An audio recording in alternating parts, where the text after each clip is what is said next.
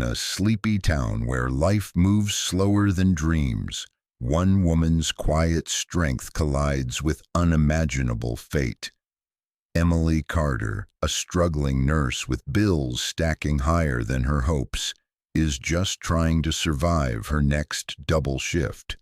But everything changes in a heartbeat when she stumbles upon a fiery car crash and pulls a young boy, Luca, from the wreckage.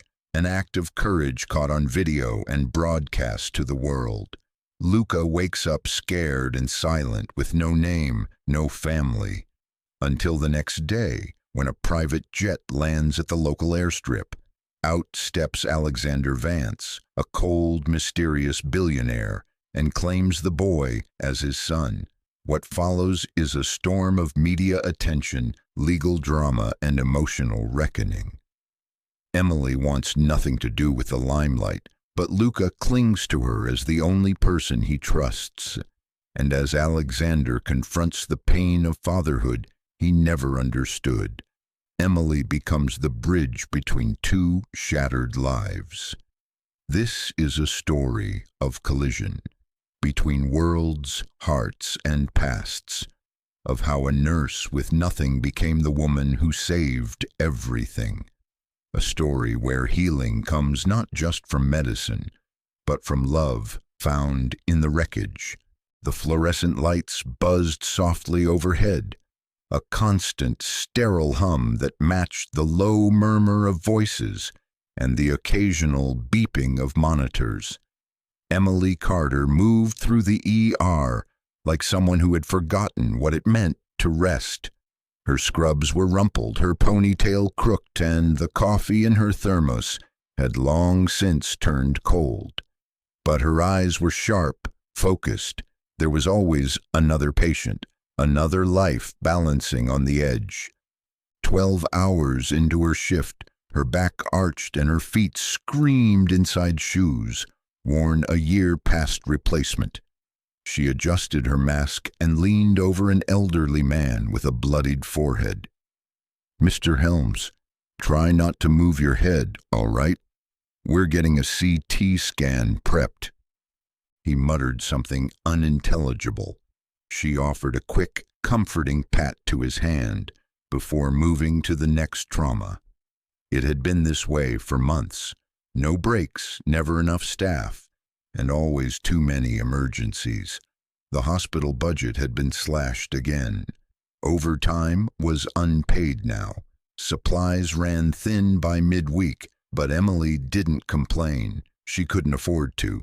She had rent, student loans, and a younger brother still trying to make it through community college. Her phone buzzed in her locker. She didn't need to check it to know what it was. Another alert from the debt collector. They didn't care that she'd skipped lunch 3 days in a row, or that she was clocking hours that would make OSHA wince. The numbers on the screen didn't care how many lives she saved. They just counted up quietly, without sympathy. When her shift finally ended, it was almost 8 p.m. The sun had already dipped behind the tree line. She peeled off her gloves and washed her hands in silence, staring at the pale woman in the mirror. Emily barely recognized her anymore. Tired eyes, dark circles, a jaw that clenched unconsciously. She sighed, slung her bag over her shoulder, and waved a quiet goodbye to the night staff. Outside, the world felt real again. The breeze was cool, the sky smeared in pink and purple. Her old sedan, dented and dusty, sat where she left it. She slid in, exhaled deeply, and turned the key. The engine sputtered twice before catching, just like her, barely hanging in. She took the back roads home. They were longer, windier, but far more peaceful. No traffic lights, no blaring horns. Just a stretch of asphalt through forest and farmland, the kind of drive that let her pretend, just for a few minutes, that life wasn't always so hard. Then she saw it. Up ahead, where the road curved near the creek, smoke was curling into the air. The acrid scent of burning rubber hit her before the sight did. A crumpled vehicle flipped on its side, flames licking up from the hood. Emily slammed the brakes, heart slamming harder than the tires against gravel. She bolted from the car, sprinting toward the wreckage without a second thought. The driver's side was smashed in. Gasoline pooled on the ground. She could hear a child crying, thin, panicked sobs that made her blood run cold. "Hold on!" she yelled, climbing across the glass-littered gravel. "I'm coming!" The rear window was cracked, half shattered. She braced her arms and kicked it in, ignoring the pain in her shin as the glass gave way. Smoke poured out in thick, choking clouds. Inside she saw him, a boy, no more than 9, face bloodied, eyes wide with terror. "It's okay," she said, reaching in. "I've got you." He didn't answer, just whimpered. She unbuckled him, cradled his head with one hand, and pulled him through the broken frame. Her muscles screamed. The heat grew unbearable, but she didn't stop. She carried him clear of the vehicle and laid him on the grass just as the fire surged higher. Sirens wailed in the distance. Someone must have called it in. Emily dropped to her knees, checked his pulse. Weak but steady. He was losing blood. She tore her sleeve to fashion a makeshift bandage. "Stay with me," she whispered. "You're gonna be all right." As the paramedics arrived and took over, one of them looked at her in stunned recognition. "Wait, aren't you?" But Emily was already stumbling back, her hands blackened with soot, her mind spinning. She didn't need recognition. She needed to make sure the boy lived. She had no idea that saving him would change her life forever. Emily didn't sleep that night. Her muscles ached, her skin still smelled faintly of smoke, and her thoughts raced in circles. The image of the boy, his tiny frame, limping in her arms, his eyes wide with fear, played over and over in her mind like a cruel movie she couldn't pause. At 6 a.m., the news confirmed what she dreaded. Her face was everywhere. "Local nurse saves child from fiery wreck," the anchor said brightly, oblivious to the weight those words carried. Footage from a bystander's phone played next. Emily emerging from the inferno, the boy in her arms, ash clinging to her sweat-soaked skin. She looked like a ghost. Her phone buzzed constantly with texts and calls, many from numbers she didn't recognize. News outlets, bloggers, people she hadn't heard from in years. But none of it mattered. What mattered was the boy. Was he still alive? Has someone claimed him? She dressed quickly and drove back to the hospital. No reporters waited out front yet, which was a blessing. She ducked into the ER and found a familiar face. "Do we know who he is?" she asked. The night nurse shrugged. "Still unconscious, no ID, no visitors, poor kid." Emily nodded, heart heavy. She was still needed. 3 hours earlier, Emily had been driving the same quiet stretch of road, lost in thought when she heard it, a gut-churning screech followed by a thunderous crash. Her instincts kicked in before she even saw the wreckage. The car lay twisted against a tree, flames leaping from the hood, smoke curling into the sky. She slammed her brakes, heart hammering, and leapt out of her car. Running toward the blaze, she fumbled for her phone, called 911, and dropped it in her seat. Her focus zeroed in on the vehicle. The driver's side was destroyed. Flames flickered inside. As she circled the back, she heard it, faint, whimpering cries. She found the boy slumped in the back seat. The glass was spidered with cracks. Without hesitation, she grabbed a tire iron from her trunk and smashed the window. Shards cut her arms as she crawled halfway into the car. "Hey, hey, I've got you," she whispered, coughing from the smoke. The boy sobbed, unable to speak. She unbuckled him, pulled him close, and dragged him out moments before the fire roared through the cabin. She didn't notice the pain until later. Not the blood on her hands, not the sting in her leg. Only that the boy was alive. Back at the hospital, the ER snapped into motion the moment the ambulance arrived. Emily, though technically off shift, moved with grim determination. She wouldn't leave the boy's side. "Unknown male child," she rattled off to the trauma team. "Age estimate 8, smoke inhalation, multiple contusions, needs intubation and imaging." The attending physician hesitated. "Emily, you're not on duty." "I'm staying," she said firmly. They let her work. She helped establish IVs, assisted with intubation, and monitored vitals. The boy's oxygen levels were dangerously low. His pulse was weak.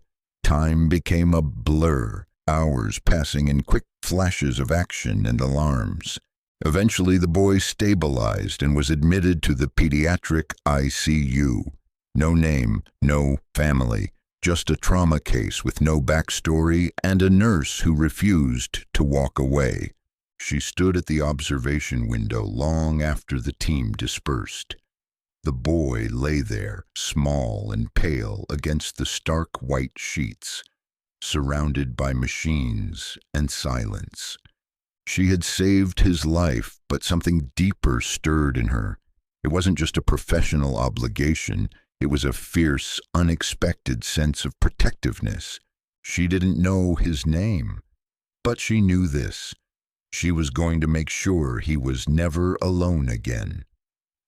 Red and blue lights painted the forest in flashing bursts as sirens pierced the night air.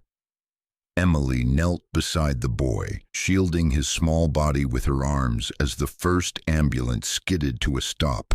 On the gravel shoulder, EMTs sprinted toward them, eyes wide as they took in the burning wreckage and the soot-covered woman holding a child.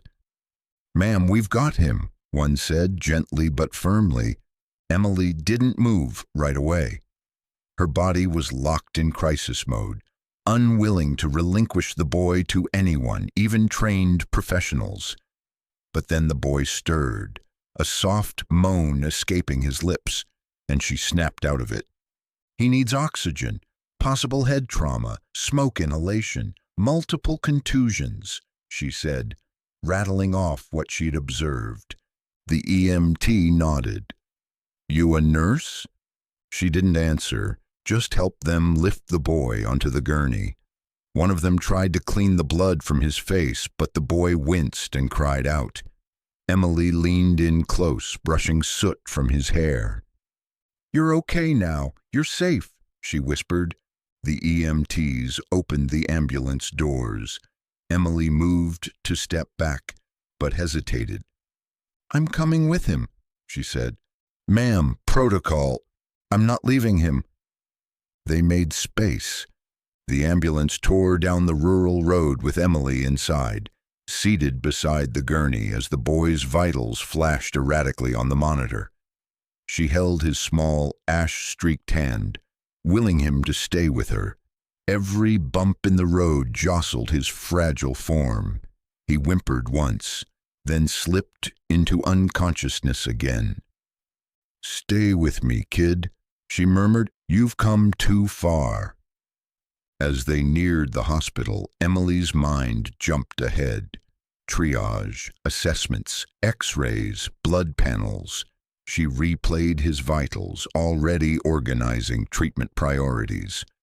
When the doors burst open at County Memorial's ER, she was on her feet, directing the flow before anyone could stop her. Nurses and techs stared in confusion as she emerged, smoke-blackened and blood-stained, at the head of a trauma case. "Unidentified juvenile male, 8 to 10 years old," she announced. Vital signs are unstable. Let's get a crash team prepped. Emily, a familiar voice asked. It was Lisa, one of the senior nurses. What are you doing in there? Emily ignored her. Code yellow, pediatric trauma. He needs full workup, stat. We're losing time. Doctors and nurses snapped into motion. The boy was wheeled away under the care of staff, now fully awake and alert. But Emily followed, never more certain of her place. She was his nurse now. The hospital buzzed with urgency, yet around the unconscious boy there was a strange stillness. He lay in the pediatric ICU like an unanswered question. No name, no ID, no emergency contact, just a child pulled from fire and smoke, lying under white sheets, lost in a city that didn't know he existed. Emily stood outside the glass door of his room, arms crossed, face tense. She'd scrubbed the soot from her skin and changed into fresh scrubs, but inside she still felt like she was crouched on that roadside, heart pounding. She'd asked the administrative nurse, the front desk, even the county police officer posted to the ER entrance. Had anyone come? Has anyone reported a missing child? Nothing? Maybe he was running away, one nurse suggested, or kidnapped, or... The theories were endless. Emily didn't want theories, she wanted answers. More than that, she wanted this boy to open his eyes, to speak, to tell her who he was. She pulled a chair up to the bed and sat silently beside him. He had a faint bandage across his brow, oxygen tubes at his nose, and a line of bruises blooming along his temple. "I'm here," she whispered. "You're not alone." The machines hummed, but he stayed silent. Hours ticked by. Shift changes came and went. The sun vanished and was replaced by a curtain of stars over the hospital parking lot. Most of the pediatric staff had gone home. A skeleton crew remained. And Emily. She never left. She curled into a chair beside the boy's bed, one arm resting on the side rail, her head occasionally drooping before snapping back up again. A nurse brought her a blanket and a lukewarm cup of tea. "You should go home," the nurse said softly. Emily shook her head. He woke up for just a second before, opened his eyes, looked around. He was scared. Then he slipped back under. The nurse hesitated. "You can't adopt every patient." Emily smiled faintly. "Maybe not, but I can make sure this one's not alone." Around 3 a.m., the boy stirred again. His fingers twitched. His lips moved. Emily leaned forward. Hey, can you hear me?" His eyes fluttered open, brown, wide, haunted. "You're safe," she said. "You're in the hospital. My name's Emily." He didn't speak, just stared at her like he wasn't sure if she was real. But he didn't pull away. For Emily, that was enough. Emily woke up with a start, her neck stiff from sleeping upright. Morning light filtered through the ICU window, casting long beams across the sterile floor. The boy was still asleep, his breathing steady, machines humming a rhythm that had become oddly comforting. She stretched and stood, quietly stepping out of the room to find coffee. The hallway was unusually noisy for that early hour. Voices buzzed near the nurse's station, more animated than usual. A few heads turned as she approached, some with admiration, others with awe. "Emily," Lisa said, her eyes wide. "You need to see this." Lisa turned the hospital monitor toward her. On the screen was a morning talk show, replaying cell phone footage of the crash, the flames, the chaos, and then Emily emerging with the boy in her arms. "That's her," said one of the hosts. "This unidentified nurse pulled a child from a burning car and saved his life.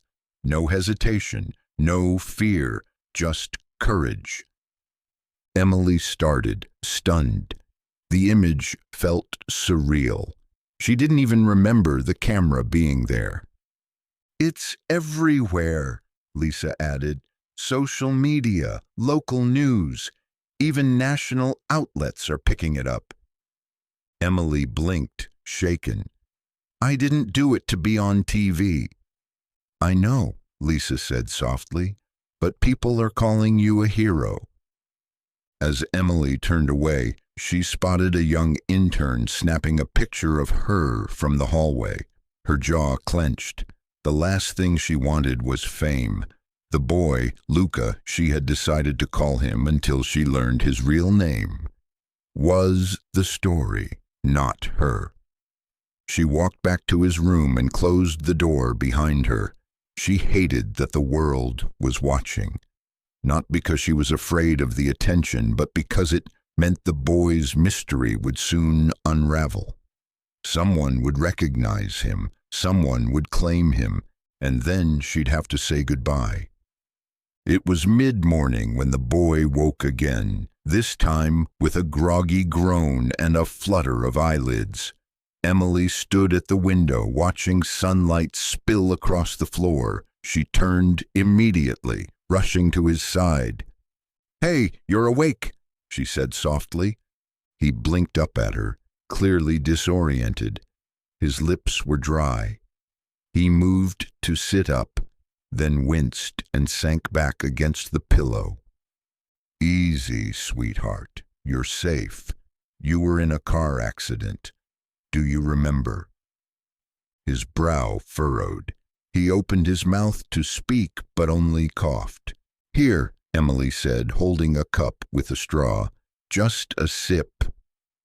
He drank slowly, eyes never leaving hers. There was something behind them, fear, confusion, and deep exhaustion. "What's your name?" she asked gently. No answer. "Can you tell me where you were going?" Still nothing. She sat beside him. "It's okay. You don't have to say anything right now, but I want you to know you're not alone. I'll stay with you, however long it takes." The boy watched her. A tear slipped down his cheek. "You're safe," she repeated. "I promise." A soft knock broke the silence. A pediatric psychologist entered, clipboard in hand. "Mind if I join you?" Emily nodded. "He's just waking up." The psychologist sat, smiling kindly at the boy. "Hi there, my name is Dr. Hannah. You're doing really well. Can you tell us anything about yourself?" The boy's eyes darted between the two women. His lips moved. "Luca." Emily's breath caught. The psychologist leaned in. "Luca, is that your name?" He nodded slowly. Emily smiled. "Hi, Luca. I'm Emily." He reached for her hand, small fingers trembling as they wrapped around hers. The psychologist continued gently. "Do you remember what happened?" His eyes filled with tears. He shook his head. Emily rubbed his hand. "It's okay. You don't have to remember right now." They had a name. It wasn't much, but it was a beginning. As the day wore on, more specialists arrived: neurology, orthopedics, social services. But Emily remained Luca's anchor. Through each test, each question, each unfamiliar face, he held tightly to her hand. She sat beside his bed as he drifted off again, his breathing softer now, less labored. A nurse peeked in. "Social worker wants to talk to you about next steps." Emily rose, brushing Luca's hair from his forehead. "I'll be back," she whispered. He didn't answer, but his hand didn't let go until the last possible moment. Luca didn't say another word for the rest of the day. He lay in bed with wide, wary eyes, watching every person who entered his room like they were a threat. His body tensed at the sound of footsteps in the hallway. When nurses adjusted his IV or checked vitals, he flinched. His silence wasn't just confusion, it was fear carved deep into his bones. Emily saw it in the way he clutched his blanket, in the way he traced the hospital bed's plastic rail with a nervous finger. Something had scarred this child beyond the crash. Dr. Hannah, the psychologist, visited several times. She brought picture cards, soft music, even a small stuffed animal. Luca refused all of it. He didn't cry, didn't speak. He just stared ahead, locked in his own world. Emily stayed by his side through it all. She read books aloud, stories of brave animals and magical lands. She spoke gently, telling him about her own childhood, her little brother who used to sneak ice cream from the freezer.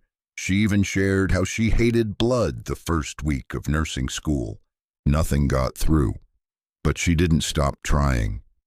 In quiet moments, she wondered, was the accident truly an accident? And where was his family? The hospital's social services team had begun inquiries, but they were hitting walls. No missing child matched Luca's description. No local address, no registration in nearby schools. It was as if he had vanished before the crash. By the end of her second full day at the hospital, Emily made a decision. She might not be his mother or legal guardian or even anything more than the nurse who pulled him from a wreck, but Luca was hers now. Until someone proved otherwise, she would fight for him, because she knew too well what it meant to grow up without someone to fight for you. By the third day, Luca's case had become a logistical and legal storm. Hospital administration was in full damage control mode. The viral video had attracted news trucks, reporters, and a handful of misguided, concerned citizens who hovered near the hospital like vultures. The hospital PR team issued statements, tried to manage Emily's media image, and debated whether to let her speak publicly. Emily didn't care about any of it. She declined every interview, ignored every camera flash, and stayed in the pediatric ICU like her life depended on it. But behind the scenes, pressure was mounting. "He's not a ward of the state," the hospital's legal counsel snapped in a meeting. "We don't even know his last name. We're liable for keeping him without parental consent." "And you want us to discharge him where? To the street?" Emily asked, fury in her voice. The social worker chimed in. "Without identifying documents, we can't place him into foster care. He's not officially a missing person. He's a ghost." "There's a waiting list for psychiatric facilities," the administrator added. "We can't house him indefinitely." Emily's fists clenched. "He's not a problem to be stored. He's a child. A scared, injured, traumatized child." Silence fell. "Someone will come forward soon," the social worker offered, not sounding convinced. "With the news coverage, it's only a matter of time." Later that day, Emily stood by Luca's bedside, watching the setting sun streak through the blinds. She held his hand gently. "They don't understand," she whispered. "But I do. You're not a case. You're not a headline. You're you. And I'm staying." Luca turned toward her. For the first time since he'd arrived, his eyes didn't look haunted. They looked grateful. A few moments later, he squeezed her hand. The small-town airfield was usually quiet, just a few crop dusters and the occasional weekend pilot flying a two-seater for the view. But that morning, the rumble of a descending jet broke the silence. It wasn't a commercial plane or a local flyer. It was sleek, polished chrome and midnight blue, with an insignia on the tail that gleamed like a signature. a private jet. Airport staff scrambled into position as the craft taxied to a gentle stop. The cabin door opened with a mechanical hiss. Out stepped a tall man in a charcoal suit and dark sunglasses, flanked by two assistants. His movements were precise, purposeful. His hair was neatly combed back, not a strand out of place. His expression was unreadable. This was Alexander Vance, and he did not belong in this town. The airstrip manager approached with a cautious smile. "Mr. Vance, welcome to Greenville." "Where is the hospital?" he asked curtly. 10 minutes down the main road. Shall I call a car?" "I have one waiting," Alexander replied, already walking. Inside the SUV, he tapped rapidly on a tablet, reviewing reports, timestamps, screenshots, everything about the viral rescue, the boy, the nurse, the bystanders. He hadn't seen Luca in over 6 months, and now it seemed the whole world had. Emily was in Luca's room when she heard the shift. A hush fell over the ICU. Footsteps clicked with precision, and voices dropped to murmurs. She looked up to see the chief administrator, the hospital's legal counsel, and 2 security officers escorting a stranger toward her. Tall, composed, and dressed like wealth itself, the man stopped just outside Luca's room. He peered through the glass, his expression tight. Emily stepped into the hallway, blocking the door instinctively. "I'm sorry, can I help you?" The man removed his sunglasses.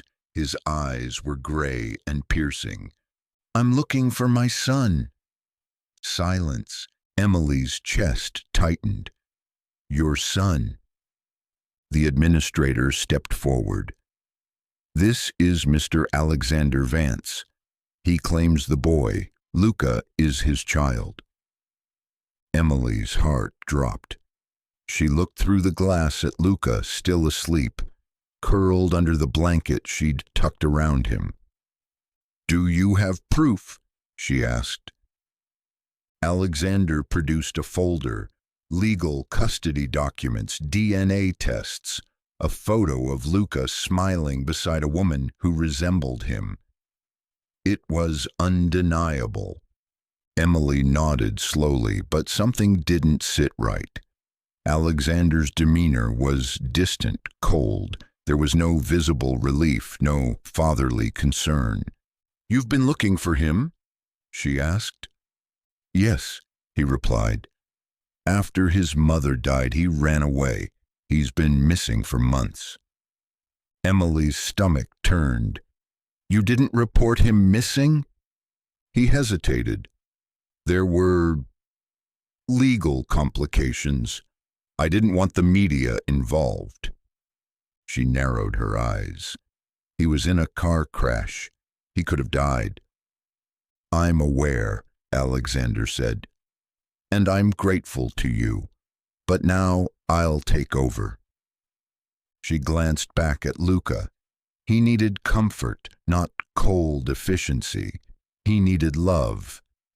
And something told her Alexander Vance didn't know how to give it. The weight of the revelation settled over Emily like fog. Luca had a name, a past, and a father with wealth that could drown this entire town. But nothing about Alexander Vance matched the image of a grieving, desperate parent. After a brief conversation with the administrator and legal team, Alexander was allowed inside Luca's room. Emily stood back, arms crossed, watching. Luca stirred awake as the man approached his bed. His eyes opened, wary and cautious. Alexander crouched beside him and spoke softly. "Luca, it's me.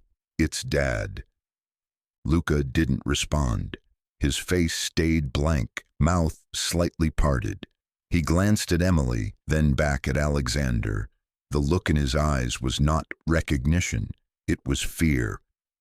Alexander reached for his hand. Luca pulled it away. Emily stepped forward.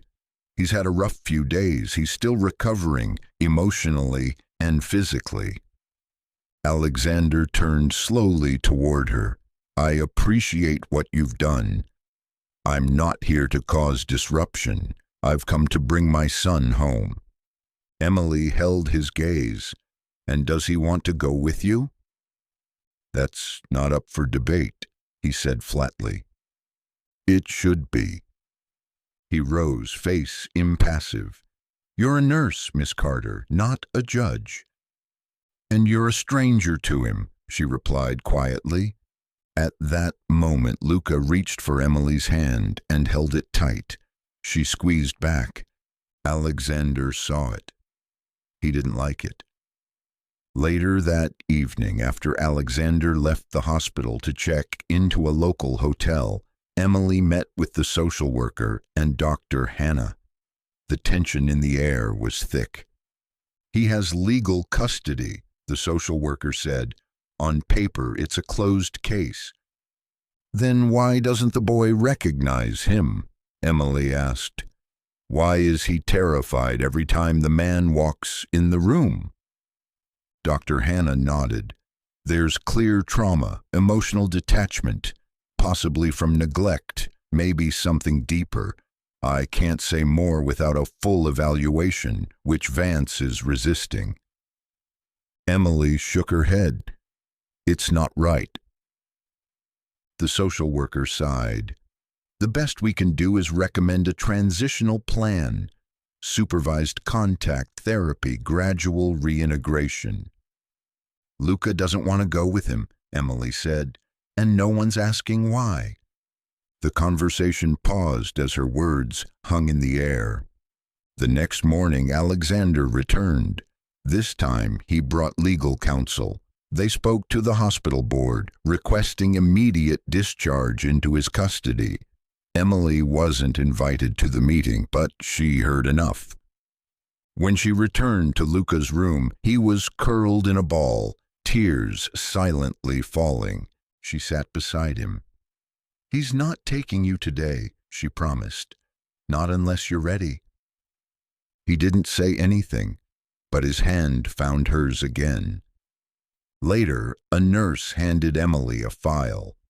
It contained Luca's intake notes and a page the boy had quietly sketched during therapy. It was a picture of a burning car and a stick figure nurse pulling a boy from the flames. In the corner was a smaller figure in a suit, standing far away, labeled Dad. That night, Emily didn't go home. She stayed at the hospital not because she had to, but because she couldn't imagine being anywhere else.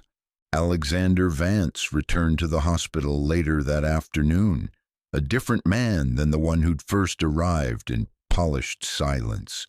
This time he wore a buttoned shirt without a jacket, sleeves rolled up, and tension carved into the lines of his jaw.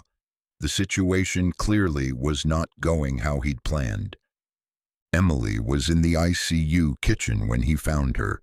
She was pouring coffee into a chipped mug with tired eyes and a determined set to her shoulders. She didn't look up when he entered. Miss Carter, Alexander said, standing stiffly at the door. It's Emily, she replied without turning. Unless you're here to lecture me again, then it's Nurse Carter.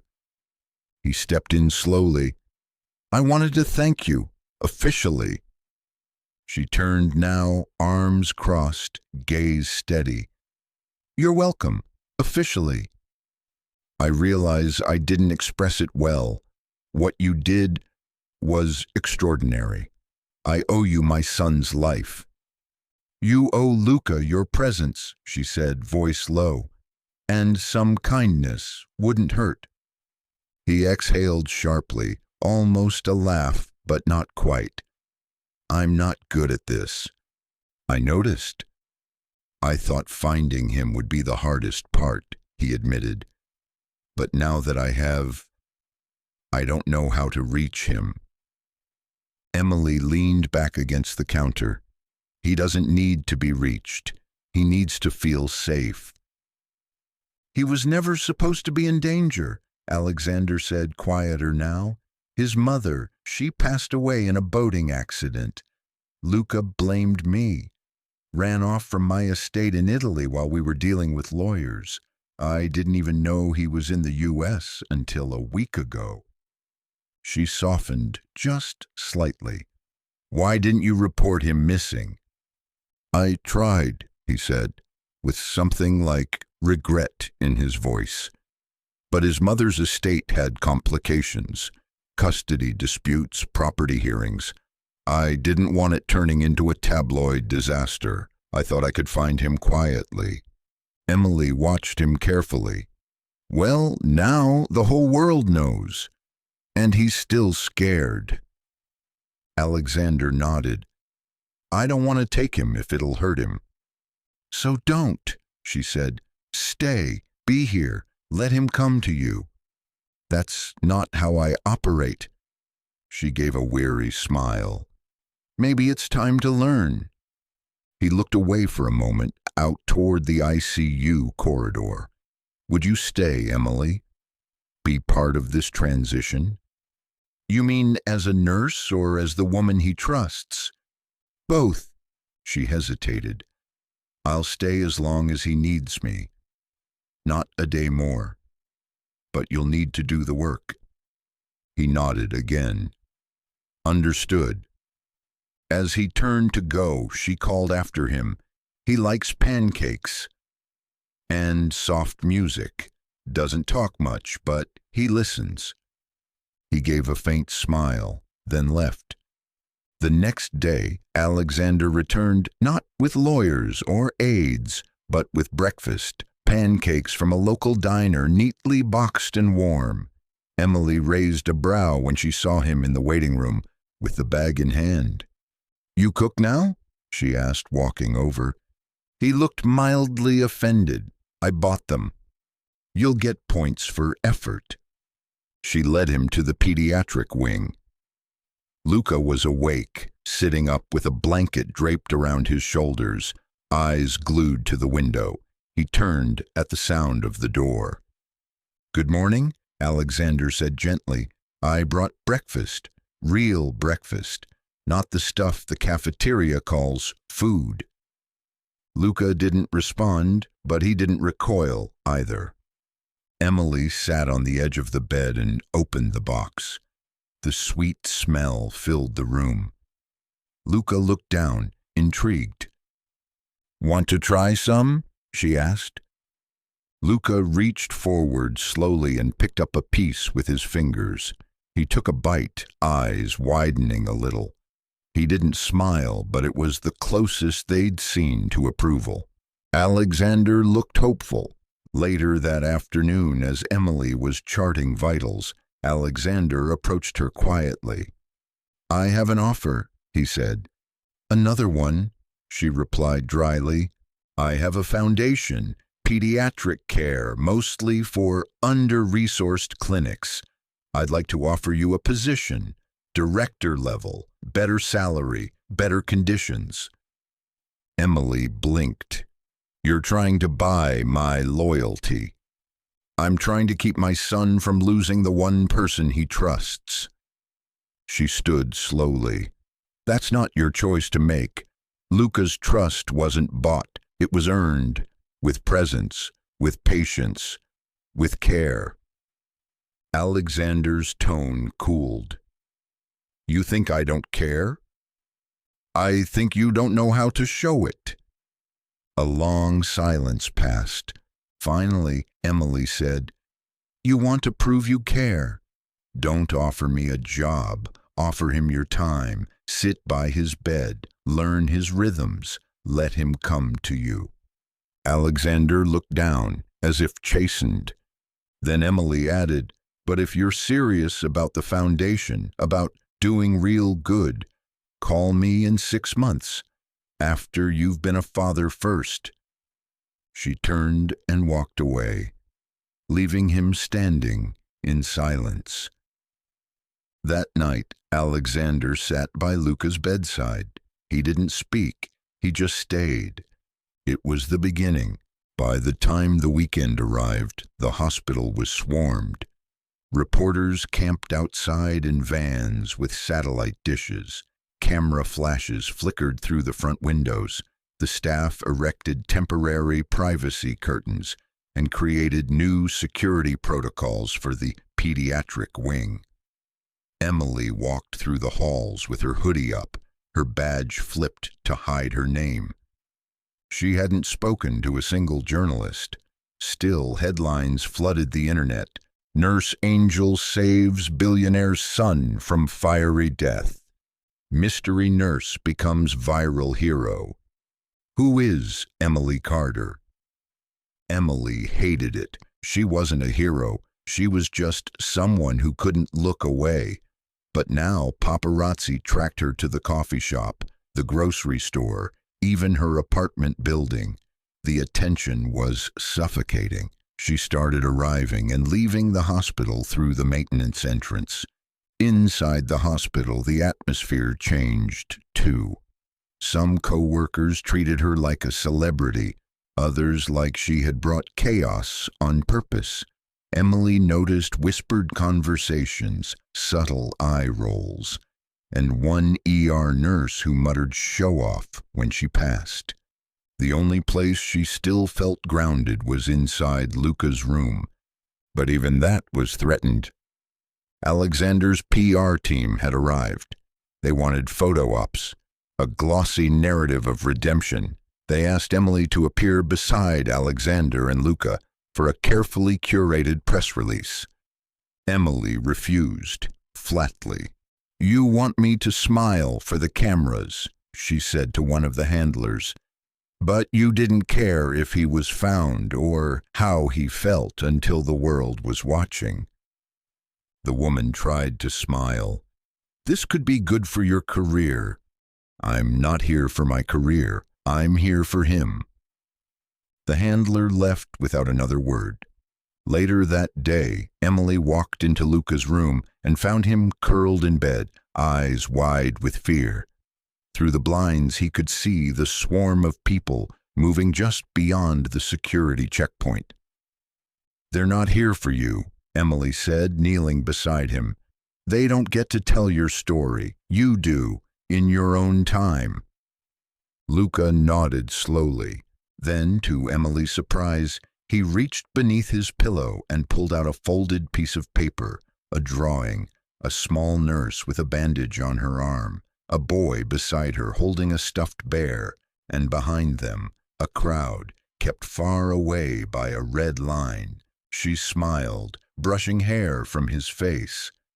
"I'll make sure they stay behind that line. Promise." The next morning, Emily arrived to find Luca more awake than usual. He had eaten most of his breakfast. He was sitting upright, blanket across his lap, hands fidgeting with a hospital band. When she sat down, he spoke softly. "Can I stay with you?" The question caught her completely off guard. "Stay with me?" she repeated. Luca nodded. "At your house." Emily's chest tightened. "Luca, sweetheart, I don't want to go with him," he whispered. She reached for his hand. "I know." "I'm scared.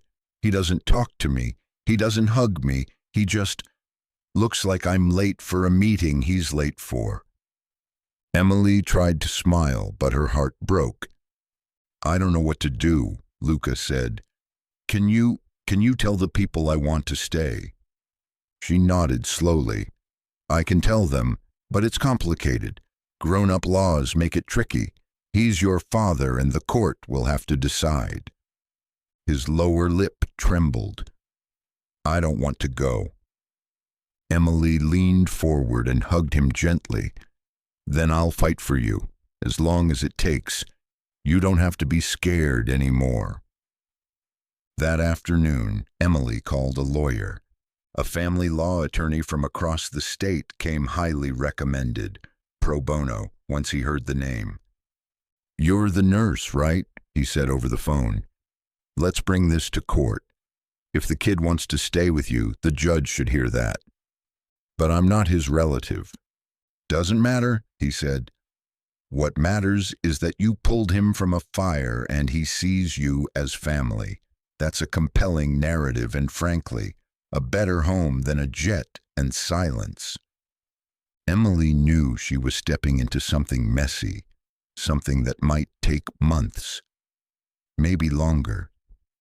But Luca was worth it. Later that evening, she sat beside him, legal papers in her bag and determination in her spine. We're going to talk to a judge soon, she told him, someone who can help decide what's best, and I'll be right there beside you. Luca looked up, a flicker of hope in his eyes. You're not alone anymore, she whispered. He squeezed her hand, and for the first time since the crash, he smiled. The courthouse smelled like polished wood and old air. It was small, like everything in Greenville, but today it felt like the center of the world. Emily sat stiffly on the wooden bench, dressed in her only decent blazer, her hands folded tightly in her lap. Beside her, Luca clung to her side, his small hand wrapped around her fingers like a lifeline. Across the aisle sat Alexander Vance, flanked by a team of high-profile lawyers in tailored suits. He looked as collected as ever, but something in his eyes betrayed strain. This wasn't a boardroom. This wasn't a photo op. This was a custody hearing. Judge Marla Bennett presided, an older woman with steel-gray hair, horn-rimmed glasses, and the calm intensity of someone who'd seen 1,000 messy families and still hoped to save one more. Ms. Carter, she said, peering over her glasses, I understand you're not related to the child by blood or marriage. No, Your Honor. But you've been acting as his guardian? I found him in a car crash, brought him to the hospital, and stayed with him during his recovery. He trusts me. Judge Bennett looked to Luca, seated beside Emily. And you, young man? Can you tell me how you feel about Ms. Carter? Luca hesitated. Then, voice quiet but steady, he said, She makes me feel safe. I want to stay with her. A murmur rippled through the courtroom. One of Alexander's attorneys stood. Your Honor, Mr. Vance has sole legal custody. He has been searching for his son and is ready to provide a stable, secure environment, far superior to that of a single nurse in a rural apartment. Emily felt the jab, but she didn't flinch. Judge Bennett held up a hand. Let's not equate wealth with love, counselor. Alexander rose to speak. His voice was measured. Your Honor, I don't deny Ms. Carter's care, but I am Luca's father. I want to repair the relationship. I'm here to make things right. But have you asked Luca what he wants? Emily said before she could stop herself. The judge nodded. That's the heart of this, isn't it? After a moment of silence, Judge Bennett leaned forward. Here's what I'm going to do. I'm ordering a 30-day transitional period. Luca will remain in temporary shared custody. Both parties will participate in therapy sessions, monitored visits, and parenting evaluations. At the end of the month, we'll reassess. Emily exhaled slowly. It wasn't a win, but it wasn't a loss either. It was a chance. The first therapy session was awkward. Held in a small office with cheerful furniture and too many fidget toys, it brought together 3 people with nothing in common but pain. Luca sat between Emily and Alexander, arms crossed, staring at the carpet. Emily watched him quietly. Alexander looked like he wanted to be anywhere else. Dr. Hannah, serving as the neutral therapist, began gently. Luca, how are you feeling today? Luca shrugged. Okay. Do you feel comfortable talking to your dad here? A pause. Sort of. Dr. Hannah turned to Alexander. Mr. Vance, can you tell Luca something about yourself he might not know? Something that shows who you are, not just what you do. Alexander looked genuinely stumped. I'm not sure. Emily stepped in. It doesn't have to be big. Maybe something from when you were a kid. He cleared his throat. All right. When I was your age, I hated swimming. My father made me take lessons every summer. I used to pretend I was sick to get out of them. One time I faked a fever so well, my mom actually took me to the hospital. Luca blinked, then very quietly, he said, Did it work? Alexander chuckled. Only once. Then she figured me out. Luca gave a tiny smile. Progress. After the session, Emily caught Alexander in the hallway. You're trying, she said. That matters. He nodded. I didn't know how far gone we were. I thought bringing him back meant restoring order. I didn't realize how much healing it would take. It takes time, Emily said, and presence. He looked at her. You really care about him. I love him, she replied simply, and I'm not ashamed of it. They stood in silence for a moment. Then Alexander asked, Do you ever wonder what it would have been like if you hadn't stopped on that road? All the time, she said, and then I thank God I did. Later that night, Alexander showed up at the hospital again, not with lawyers, but with a book, Luca's favorite story from Emily's reading sessions. He sat beside the bed and read aloud, voice awkward at first, but gaining strength with each page. Emily stood just outside the door, watching through the glass. It wasn't perfect, but it was a start. Emily never intended to share her story. She didn't talk about her childhood, how she'd grown up in a string of foster homes, learned early how to pack a bag in under a minute, or how the word home never meant more than a temporary roof. She had spent her whole adult life building a life of quiet resilience, making herself indispensable in the lives of others, while keeping her own carefully sealed. But one evening, after another supervised session with Alexander and Luca, Emily found herself alone in the therapy room, putting away a coloring book Luca had left behind. Alexander lingered near the door, watching her. He's opening up, he said. Slowly, but it's there. Emily nodded. He's trying to trust again. That's not easy. I'm starting to think maybe I wasn't as present as I thought I was, Alexander admitted. When Luca was younger, I traveled a lot. I was always working, building. I thought I was doing it for him, for our future. Emily looked at him. Kids don't see futures, they see who shows up today. He nodded quietly, then, after a pause, asked, Where does that kind of wisdom come from? She hesitated, then surprised herself. Experience. Alexander waited, respectfully silent. I was in foster care from the time I was 6, Emily said softly. My mom died in a hit and run. No relatives came forward. I bounced around. 10 homes before I was 16. I learned to survive by being invisible, helpful, quiet, but I was always looking for someone who would choose me, not because they had to, because they wanted to. He watched her with a rare expression, one of real empathy. Luca chose me, she continued, not because I saved him from a fire, but because I stayed after. Alexander didn't reply right away. When he finally did, his voice was low. I thought I had to win him back with money, security. I didn't know. I didn't know that staying was the answer. It's always the answer, she said.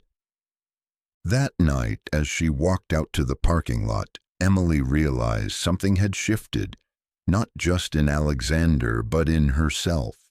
She wasn't just a stand-in anymore, she was a pillar in Luca's life. And she was starting to believe she might deserve that place. Saturday morning came wrapped in golden light and crisp air. Emily was off duty for the first time in weeks and planned to spend the day catching up on sleep and laundry. She had just curled up on her couch with a blanket and a book when there was a knock on her door. She opened it to find Alexander Vance standing there in a button-down and jeans. Normal clothes, the kind a man wore when he was trying to seem less powerful and more human. "I hope I'm not intruding," he said. Emily blinked. "I didn't know billionaires visited nurses' apartments." "I'm full of surprises." She stepped aside to let him in, warily. Her apartment was clean but modest. Second-hand furniture, thrift store art, a faint smell of lavender and soap. "I wanted to see the world Luca talks about," Alexander said, looking around. "The one where he feels safe." Emily crossed her arms. "Is this part of a report for your lawyers?" He smiled faintly. "This is part of something I should have done a long time ago. Understanding the people who love my son." He noticed a framed photo on the bookshelf. It was Emily and her younger brother, smiling in matching winter coats. "He looks up to you," Alexander said. "He's a good kid. You're more than his nurse." "I know." They stood in silence until Emily offered coffee. Over 2 mugs, they talked, not about custody or court orders, but about Luca, his favorite foods, his nightmares, how he clung to a certain storybook every night. They even laughed a little.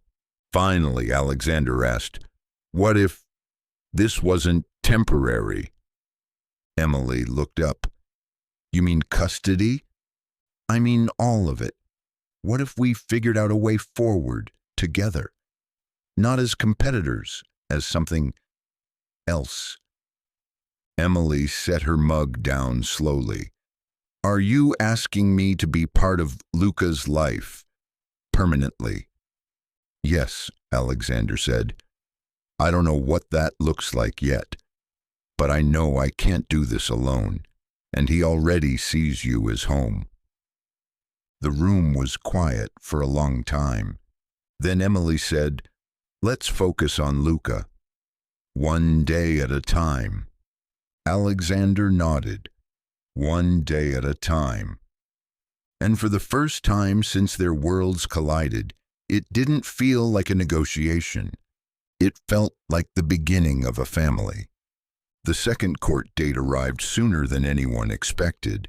In the 30 days since the first hearing, the world had watched the story unfold. There were headlines, interviews, carefully chosen this time, and a public shift in tone from spectacle to something deeper, a story about healing, about chosen family, and about what truly defines a home. Emily, dressed simply but neatly, sat beside Luca in the family courtroom. He was still small in the oversized wooden chair, his legs swinging slightly above the floor. He wore the blue button-down shirt she'd bought for him and carried his favorite storybook under his arm like a shield. Alexander sat on the other side of the room, alone, no legal team, no entourage, just him. Judge Bennett looked over the updated files, the therapy reports, the joint progress assessments. "I see from the documentation," she began, "that Luca has made remarkable emotional progress under the shared arrangement." Dr. Hannah, seated behind the bench, spoke up. "The consistency of both caregivers, Mr. Vance and Ms. Carter, has helped stabilize Luca significantly. He is sleeping through the night, expressing his emotions more clearly and forming secure attachments. This is the most regulated I've seen him." The judge nodded. "And Luca, would you like to speak today?" Luca stood hesitantly and walked up to the small podium. He looked back at Emily, who smiled reassuringly, and then at Alexander, who gave a single, calm nod. "I used to be scared," Luca began, his voice just above a whisper. "I didn't know who to trust, but then Emily helped me, and then Dad started reading to me again. He stopped being scary. Now I feel like I have two people who care." He paused, clutching his book tighter. "I want to stay with both of them. I don't want to lose either one." Judge Bennett folded her hands together. "This is highly unconventional," she said, glancing at both adults. "Ms. Carter is not a legal guardian, relative, or appointed foster parent. Mr. Vance is the sole legal custodian." Alexander stood. "Your Honor, I would like to amend that." Murmurs rippled through the gallery. "I want to petition for joint guardianship with Emily Carter," he continued. "I'm willing to modify my custodial rights to ensure Luca's emotional well-being. I believe Emily is part of that. I'm not trying to replace her. I'm trying to keep her in his life." Emily looked at him, stunned. The judge blinked. "You understand the implications of that?" "I do. I've had top legal advisors tell me not to do it. But I'm not here to win. I'm here to do what's right." A long silence followed. Then, slowly, Judge Bennett smiled. "Very well. I'll grant temporary joint guardianship with a 6-month review period. If Luca continues to thrive, we'll make it permanent." Tears welled in Emily's eyes. Luca turned to her, beaming, and somewhere deep inside her something unlocked away cracked open, and love, unbound by blood or law, filled the room. The new arrangement wasn't simple, but it worked. Emily and Alexander met with a family transition counselor who helped them create a dual schedule. Luca would split his time between Emily's modest apartment and Alexander's estate in upstate New York. They coordinated everything from bedtime routines to school enrollment to therapy continuity. Every handoff was treated with care. Every interaction was intentional. One weekend, Emily found herself in Alexander's guest house, reading with Luca while Alexander made dinner. The scent of rosemary and garlic wafted from the kitchen. He was learning to cook, a surprisingly human skill for a man used to delegating everything. "You're staying for dinner?" Alexander asked. "I wasn't planning on it," Emily replied, "but Luca asked." "He's persuasive. He's your son." Alexander looked at her. "And he's our bridge." Later that evening, the three of them sat on the patio under string lights, Luca between them, eating pasta and laughing at a joke none of them could quite remember. It wasn't the kind of family any of them had expected, but it was theirs, and for now, that was enough. As the stars blinked above and the cicadas hummed, Emily felt something she hadn't in a long time: peace. Not perfection, not certainty, but peace. A week after the court's decision, Emily returned to her normal schedule at the hospital, or tried to. Word had spread fast about the courtroom outcome. Some colleagues treated her like a legend, others kept their distance, unsure how to treat a nurse who was now part of a billionaire's domestic circle. One afternoon, during her break, she was called to the administrator's office. "We've received an unusual request," the administrator said, peering at her over a pair of reading glasses. "Mr. Vance has submitted an offer to our board." Emily tilted her head. An offer to fund an expansion of our pediatric wing, the administrator said, with a stipulation that you be allowed a flexible leave schedule should Luca need you. Emily blinked. He didn't tell me. He also asked me to pass along a message. The administrator handed her a sealed envelope. Inside was a letter, simple, typed, and signed by Alexander. Emily, I've watched you save lives without asking for credit. I've seen how Luca looks at you. He calls you his safe place. I want to build something that allows you to be fully present, not just for him, but for others like him. There's a position at the foundation, Director of Pediatric Outreach. Design the role yourself, or don't take it at all, but know that the door is open. Emily sat with the letter for a long time. She wasn't a foundation director. She didn't even know how to start something like that. But the thought of creating systemic change, of being more than a nurse chained to an understaffed ER, sparked something inside her. Still, the fear lingered. What would people say? That she slept her way into a promotion, that she'd abandoned her roots. That night she sat beside Luca as he colored a dragon in his sketchbook. "Do you like your school?" she asked him. He nodded. "It's better now. I don't hide during recess." She smiled. "Would you be okay if I worked somewhere else? If I wasn't at the hospital as much?" He didn't look up. "You'd still be at my school?" "Of course." "Then yeah," he said. "You can do anything." Emily laughed softly. "You're a good boss." "I'm not your boss," Luca said. "I'm your kid." And just like that, she had her answer. Working alongside Alexander was like walking a tightrope, equal parts balance and bravery. Emily accepted the role at the Vance Foundation, but with clear boundaries. She wouldn't be paraded at galas. She wouldn't approve budget cuts. She would build programs, not PR campaigns. Alexander agreed, hands-off but supportive. Their first collaboration involved a pilot outreach program to provide trauma-informed pediatric care in underfunded rural hospitals, starting with Greenville. Their meetings were professional but tense at first.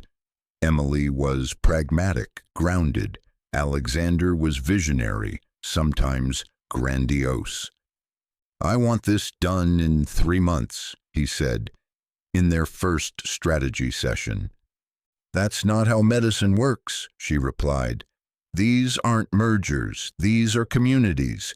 You can't drop in with a checkbook and expect results." He leaned back. "But you can't inspire donors with caution and spreadsheets." "We're not building a runway," she snapped.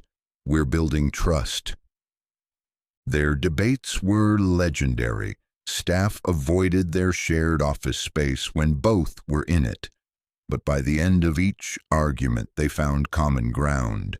Like the time they visited a rural clinic and met a 7-year-old girl who reminded Emily of Luca, silent, thin, eyes too old for her age. Alexander watched Emily kneel beside the girl, speak softly, get her to smile. Later in the car, he said, "You're right. Speed doesn't matter. She does." Emily smiled. "I never said money wasn't useful. I just said it's not everything." He turned to her, voice lower. "And I never said I didn't admire you. I just didn't know how to say it." There was silence after that, but it wasn't uncomfortable. Over time, their dynamic softened. They became not just co-guardians or colleagues, but reluctant allies. Then, slowly, something more. One night, after a long day visiting outreach clinics, they sat on the hotel balcony, sipping tea. watching the stars blink over farmland. "You're changing," Emily said. "So are you," Alexander replied. They didn't say more. They didn't need to. Luca's laughter from the adjoining room floated through the air like a promise. And for once, both Emily and Alexander believed in promises. 3 months passed and everything changed, and nothing did. Luca's life had settled into something resembling normalcy, though normal looked different now. He attended a new school where the teachers understood his trauma, and classmates knew him as the quiet boy who drew dragons. Therapy sessions continued weekly, and his once nervous silence gave way to soft-spoken confidence. He still clung to Emily's hand sometimes when crowds got too loud or when memories came uninvited, but he no longer flinched at the sight of his father. And that was progress. He had 2 homes now. At Emily's apartment, life was cozy and familiar. Homework at the kitchen table, Saturday pancakes, bedtime stories read under a worn blanket, with her voice soothing the sharp corners of his mind. At Alexander's, life was bigger. Private tutors on the weekends, horseback riding, a treehouse that was somehow both luxurious and handcrafted. Emily worried the contrast would confuse him, but Luca didn't seem to care.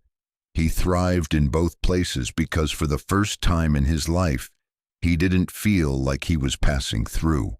He was home in both. At school, he earned his first Student of the Month award for kindness. He asked Emily if they could frame it. At Alexander's estate, he painted a mural on one of the garden walls. His own idea. A nurse, a boy, a burning car, and a giant dragon looming in the background, not to hurt, but to protect. He titled it Guardian. The Vance Foundation, too, had begun to change. Emily's influence brought new hires, trauma specialists, child psychologists, regional liaisons. She no longer felt like a figurehead, but a creator, and Alexander respected her role, never undermining her decisions, though occasionally pushing her to dream bigger. "Why not a national program?" he said during one strategy meeting. "Because I'd rather do 10 clinics well than 50 poorly," she replied. He leaned back, smiled. Spoken like someone who's not running for office. One Friday evening, the 3 of them sat on the couch in Emily's apartment, Luca between them with popcorn in his lap, watching an animated movie. Halfway through, he leaned his head on Emily's shoulder, then reached his foot to rest on Alexander's leg, a quiet gesture of belonging. Alexander didn't react, but Emily saw the look in his eyes. It was the same one she wore when she thought no one was watching, a look that whispered, "This is what love feels like." Spring rolled in with rainstorms and blooming wildflowers. The world outside began to thaw, and so did the invisible walls inside Alexander.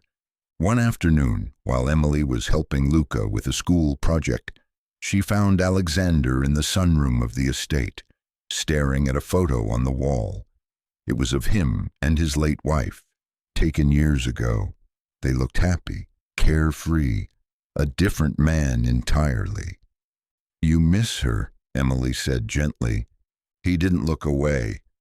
"Every day, but it's more complicated than that." Emily waited.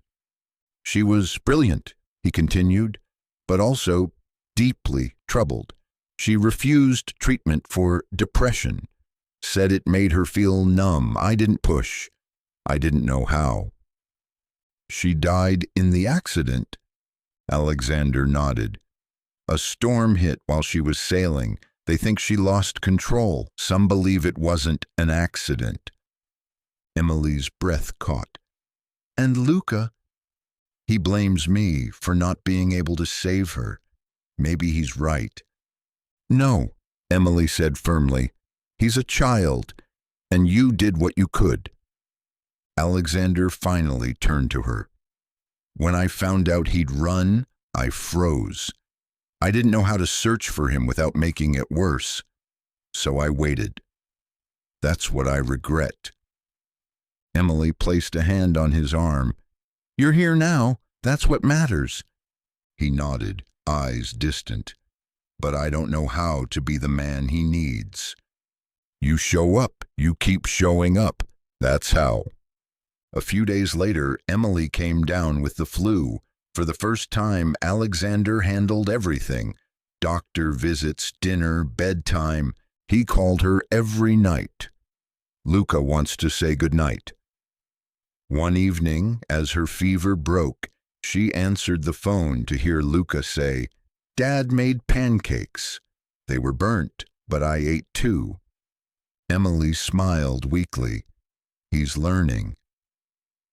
That weekend, Alexander knocked on her door.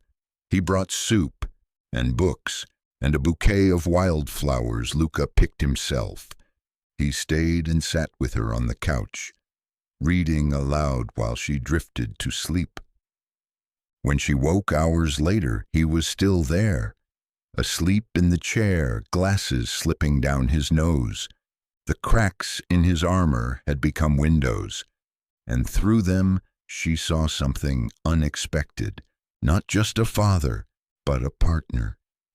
The days that followed were slower, steadier, marked by small, meaningful rhythms. Morning drop-offs at school, joint meetings for the Foundation's growing projects, family dinners that didn't need explanation, and moments, quiet ones, where Emily and Alexander found themselves drawn together in ways that neither fully expected, yet neither resisted. They didn't speak about it, not directly, but the looks grew longer. The silences are more comfortable. The laughter is more frequent. One evening, after Luca had fallen asleep, during a backyard stargazing session, they sat together on the patio, the warm hush of spring brushing through the trees. Emily looked up at the stars. "He's going to be okay, isn't he?" Alexander nodded, voice soft. "He is, because of you." "Because of us," she corrected. "He's not surviving anymore. He's thriving." Alexander turned to her.